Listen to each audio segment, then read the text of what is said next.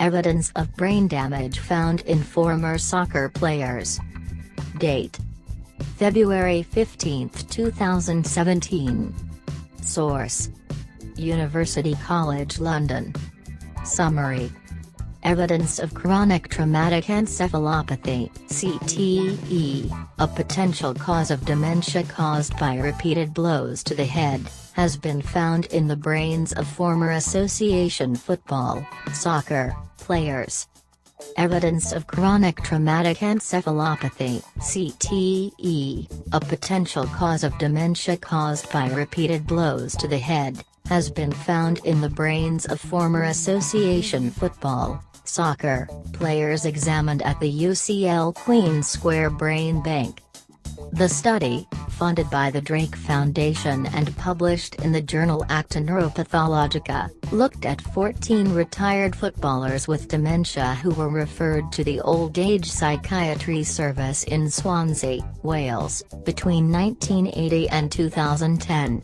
Permission from their next of kin was provided to perform post-mortem examinations, which were carried out in 6 ex-players. Post-mortem analysis of the brain was carried out by researchers from UCL and the National Hospital for Neurology and Neurosurgery. The team identified CTE pathology in 4 of the 6 brains examined, and all 6 also had signs of Alzheimer's disease. The rate of CTE identified in the footballers' brains exceeds the 12% average background rate of CTE found in a previous survey of 268 brains of an unselected population at the Queen Square Brain Bank. Like Alzheimer's disease, CTE can cause dementia, and they are both characterized by a buildup of abnormal tau protein in the brain, but CTE causes tau to accumulate in a distinctive pattern.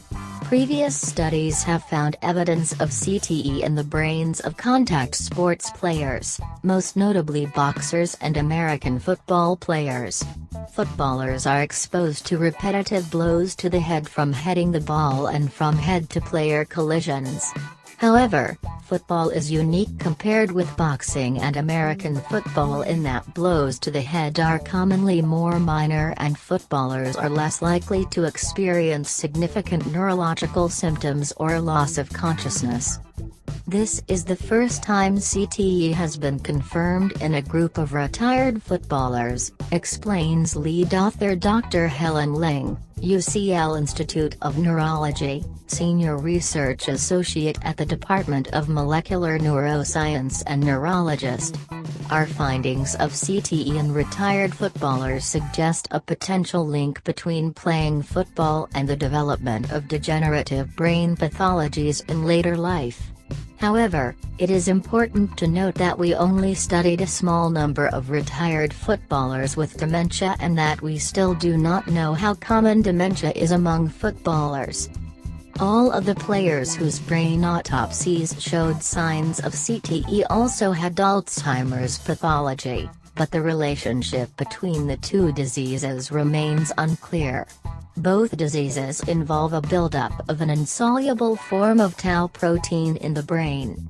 However, in CTE, tau tends to accumulate around blood vessels and at the depths of the sulci, the grooves in the brain's surface, which helps to differentiate CTE from Alzheimer's pathology under the microscope.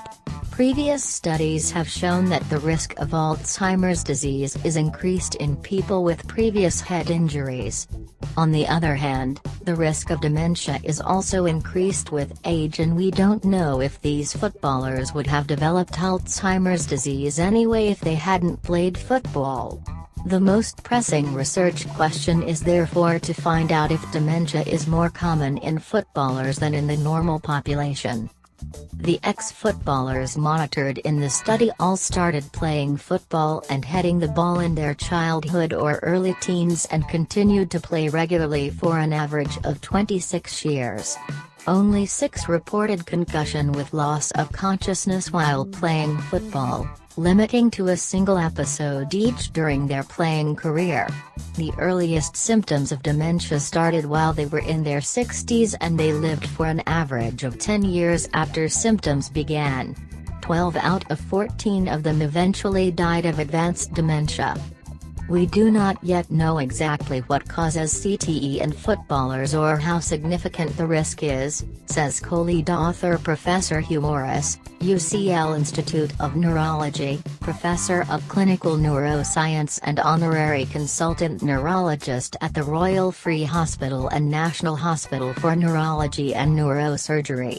Major head injuries in football are more commonly caused by player collisions rather than heading the ball. The average footballer heads the ball thousands of times throughout their career, but this seldom causes noticeable neurological symptoms.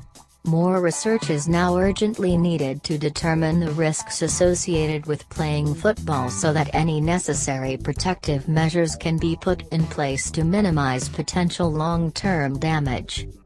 Of course, any kind of physical activity will be associated with health risks and benefits, and it is well established that playing sports can significantly improve physical and mental health. Of the 14 footballers included in the study, 13 were former professionals and 1 was a committed amateur who played every season for 23 years.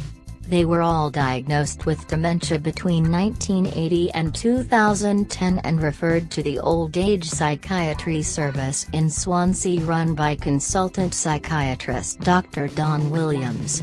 He monitored these ex-footballers regularly and collected demographic and clinical data, playing and concussion history from their close relatives. Dr. Williams says, "In 1980 the son of a man with advanced dementia asked me if his father's condition had been caused by heading the ball for many years as a powerful center half. As the brain is a very fragile organ, well protected within the skull, this was a constructive suggestion. As a result I looked out for men with dementia and a significant history of playing soccer, followed them up and where possible arranged for post-mortem studies to be carried out. The results suggest that heading the ball over many years, a form of repetitive subconcussive head injury, can result in the development of CTE and dementia. Thus the original suggestion has been shown to be of merit and worthy of further investigation." The research was funded by UK-based not-for-profit the Drake Foundation.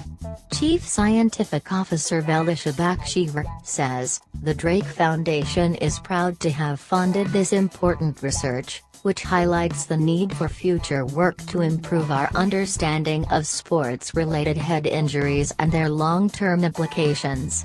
When you back it up and you drop it down low.